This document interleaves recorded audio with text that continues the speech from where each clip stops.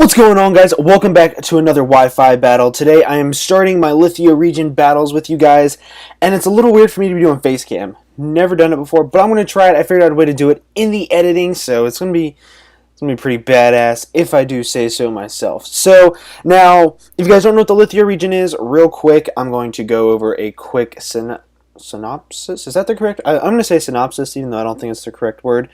And basically, it's these 9 people that are gym leaders. You have to beat 8 or 9 of them. Doesn't matter how many. I mean, as long as it's 8, that's what matters.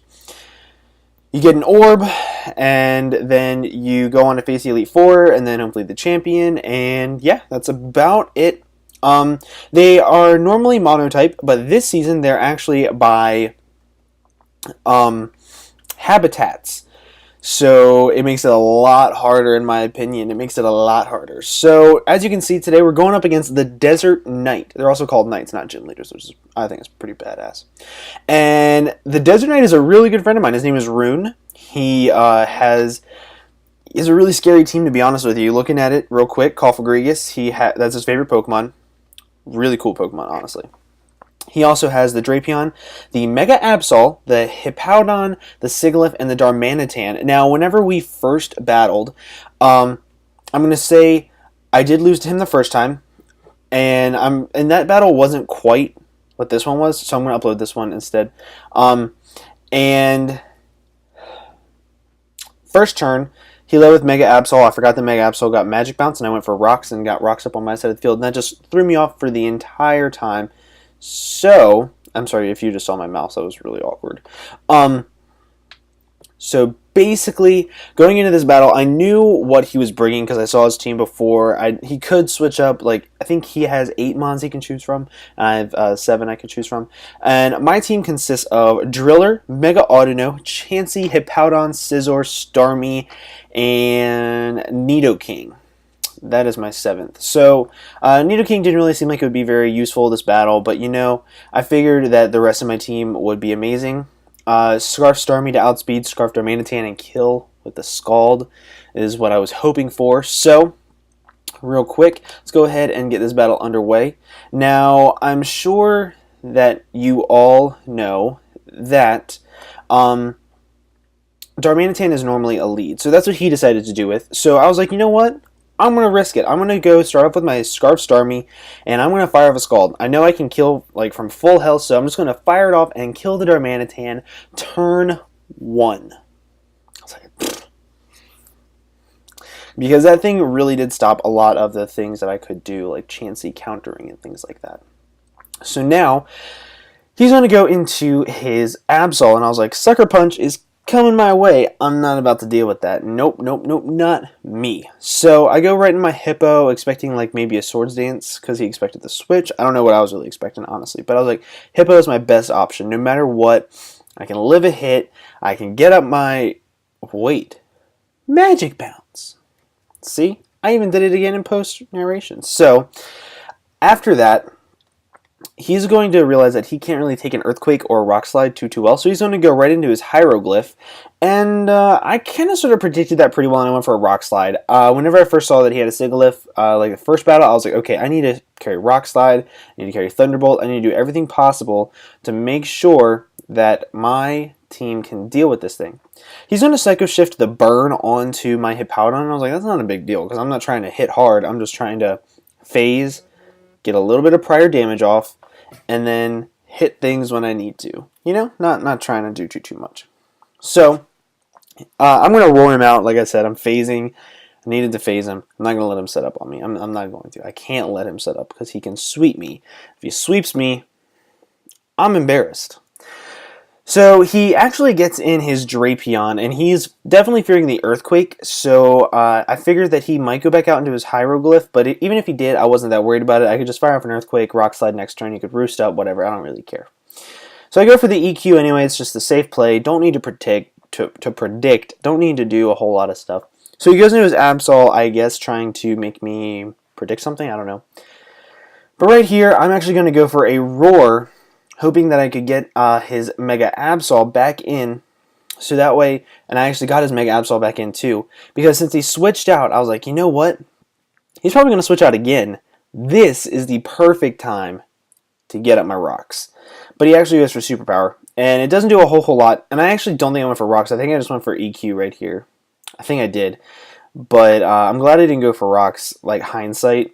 I mean, I sat there for a while and I was trying to expect whether I should go for rocks or not. And I almost did, but I'm really glad I didn't in the end. He does die as a sandstorm, which kind of sucks. Kind of sucks, but it's whatever.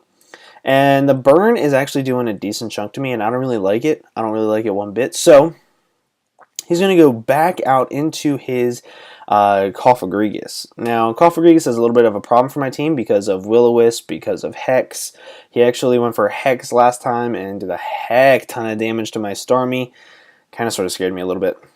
So once I get in my Chansey, I'm like, you know what? I need to fix the burn, because if he has his Banded Drapion or he starts setting up, I need to be able to take at least one hit and not die to burn.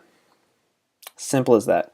So Aromatherapy is going to go off, and that's going to get rid of my burn, which is going to be really awesome. And right here I started to think a little bit. I was like, so with this thing in, and if he goes for knockoff, what's the worst that could happen? I come in with my Hippo, get the Sandstorm up, and then he knocks off my Smooth Rock. That's not too bad at all. It's not too bad at all. So that's exactly what I'm going to do. I'm going to go into my Hippo, and I'm going to get the sand up, and then after I get the sand up, I'm definitely going to let him knock me off, because once he knocks me off, I'm like, okay, Chansey saw his Eviolite, Smooth Rock is gone, I'm going to be dying to the next attack, and he has a little bit of chip damage, so if I need to, I can kill him with Starmie with the Scald. So that was really important for me. Starmie is going to be my definite clincher in this Litheo season because of how amazing it has been doing. So I'm going to go right out into my Driller because, you know, Driller, what does Driller do? He EQs. Now, I kind of sat here for a little bit and I was like, do I Swords Dance, do I Earthquake, or do I Rock Slide? Swords Dance predicting the switch into Sigilyph, Rock Slide predicting the switch into Sigilyph, or just getting off damage on his Drapion or EQ. EQ is my best play at the end of the day because if he switched out, I could still kill him with an Iron Head, and I wasn't carrying Rock Slide. I was actually carrying Rapid Spin. He does miss the Willow. That sucks big time. I apologize, but it happens. I'm really sorry. So with that being said, I'm then going to go for EQ. I'm at +2. This thing isn't going to live even if he is max defense, so it's just kind of a sweeping with Excadrill. So he played a whole heck of a lot better his first battle. I will give him that. But, you know, I think once he saw my team and he saw that I needed to make predictions, he also started to make predictions, and that kind of hurt him. So it's whatever. But, you know, he's then going to take on my Driller, Earthquake. Not a big deal. I didn't need it at this point anyway because I have knockoff on my Scizor for the Sigilyph, and then I also have Bullet Punch for this thing, which, spoilers, I forgot to put on knockoff. It was so dumb. I go for Bullet Punch. He lives, which surprised the piss out of me. I'm actually running a Steel Plate because that gives Bullet Punch a lot of power, and I can still switch up my moves, which is what I was really going for in this battle. So I'm going to go for Bullet Punch trying to bluff the band, and I realized I forgot to put Knockoff on at this point in time in the battle, and I was like, oh, hopefully this thing doesn't have defense investment because Bullet Punch can do about 60% with Steel Plate from the set that I was running. If he's not running any defense, he's running like HP and speed. Turns out he's running defense investment. Goes for a Roost. He's gonna get the burn off, and I was like, God, titties.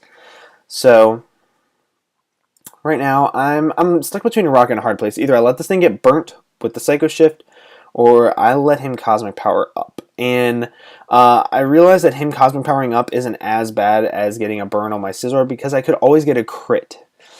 Or I could catch him on the Roost and get him with a crit Bug Bite. I don't know. I don't know. So what I'm going to do is I'm going to Starmie. I'm I'm Scarf.